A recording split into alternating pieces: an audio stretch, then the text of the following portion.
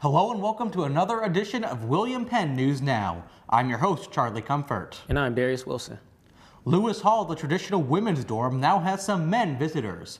WPNN's John Provenzano reports on how students are adjusting to this change. Lewis Hall has been the residence to many women on William Penn campus for over 50 years.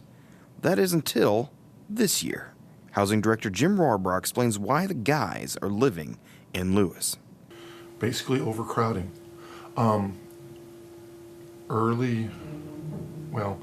When the football team started to show up, we were counting open space by beds. Like I had 2 beds left, 1 bed left. So we had to do something to accommodate the influx of extra students we had this year.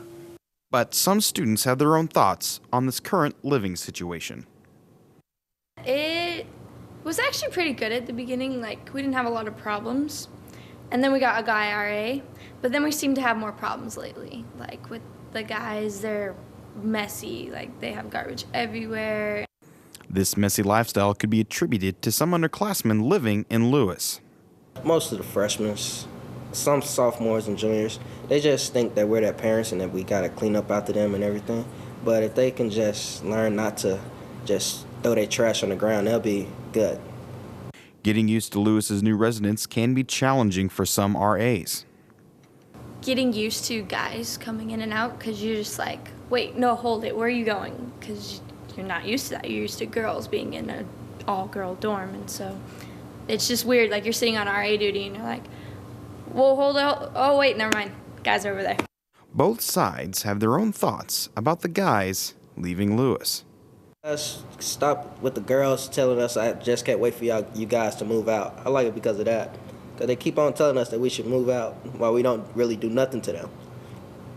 And I don't like it because, like I said, it's not that really that many guys over there. And there's only 4 people into your unit. And I like it that my 4 people just quiet. They're so quiet. I am ecstatic about it because it's cool having them in here, kind of, sometimes. But then it's also really crazy because you don't really know what's going on. The guys are scheduled to leave Lewis at the end of the fall semester and at the latest the end of this school year. For WPNN News, I'm John Provenzano. According to the William Penn Registrar's Office, 65% of the campus population is made up of men and 35% is made up of women. William Penn Radio Station has a new location in the Musco Technology Center. They moved to a new place this summer and students were able to enjoy the new facility this school year. General Manager Michaela Georgievich speaks about the new outlook for the station. The new direction of the station is just pretty much to keep improving, trying to get more DJs to come on air that aren't in the class to spark more enjoyment out of not just communication students, but students around campus that just want to have a voice and put it out there. If students want to host their own radio shows, they can contact station manager Michaela Georgievich for more information. For students at William Penn who have children back home, they may have to suffer the anguish of being away from their loved ones for an extended period of time. One William Penn student knows this all too well. Well, I talk to her every day on the phone, and how I feel about me not seeing her as often, it kind of hurt because considering that I'm this far away, knowing that I can't be there to provide. Although these students are miles away from their children, they are putting in the hard work now so they can give their children a bright future. Since its construction, many students have taken advantage of William Penn's Activity Center, but not many students realize the importance of the PAC on campus. Here we have the Penn Activity Center, or better known as the PAC, where William Penn students and Oskaloosa residents can come to work out, join in social-related activities, or just to come and socialize. But for some, the PAC was not always a resort to go to. William Penn graduate Trey Hill remembers when the PAC was just an empty space. The tennis courts really came to effect before the PAC was built because a lot of the athletes and the students at Penn were really social then than they are now. I mean, most of the people, they just go to the PAC and then go back to their rooms, but back then they would just be out there on the tennis court socializing and talking amongst each other. After asking students how they felt about the PAC, it is clear that it did have an influence on students' decision to attend Penn. Here's what some students had to say. Yeah, I didn't know the PAC was here before I came here, but if they wouldn't have had the PAC, I probably wouldn't have came. I actually come here and do homework if I need to. I mean, this was a good investment by William Penn and the staff. A real good investment. Head director of the PAC, Levi Tarbell, was able to give me his personal outlook of the PAC and why he believes it's important for the students and also why he enjoys it so much. The main purpose of the PAC is to just serve the students. I mean, that's the whole reason it was constructed and the plan was formulated that. It's multi-purpose, the building itself. I mean, we have classrooms, we have a PAC cafeteria to serve on-campus and off-campus students.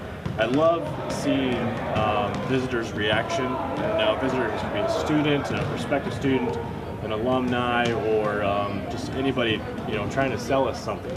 Anybody that's been in the building for the very first time, they walk in and they're like, wow, that is awesome. I love seeing the wow effect.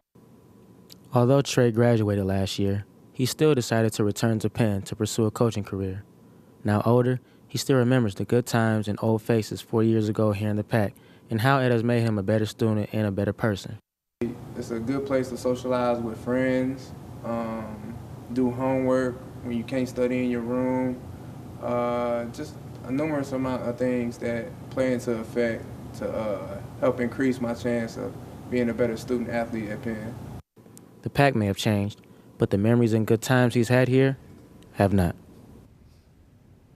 Work at the PAC has not been completed. Recently, the Ware Auditorium was finished and later dedicated by former William Penn trustee Jim Davis. Other academic classrooms on the third floor are currently under construction. With winter now here, there are some students that have realized that they did not bring a winter coat. You can pick one up for free at the Clothes Drive located at Sabina's Clothes Closet and the New Hope Community Center at 308 5th Avenue West between the hours of 9 a.m. and 4 p.m. Monday through Friday. The Coat Drive is also accepting new or slightly used winter clothing to help those in need.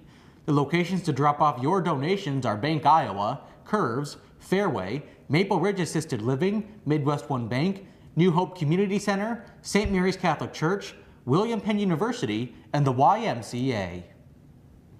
If there are any William Penn students that will be sticking around for December, you can volunteer to ring the bell for the Salvation Army. All money raised goes back into the Mahaska County community to help those in need for those who cannot pay for rent or utilities. And the first time you get somebody on the phone just crying their eyes out, not knowing what to do and being able to walk them through the process. And by the time you hang up with them, you've got them laughing. You've known you've done something right.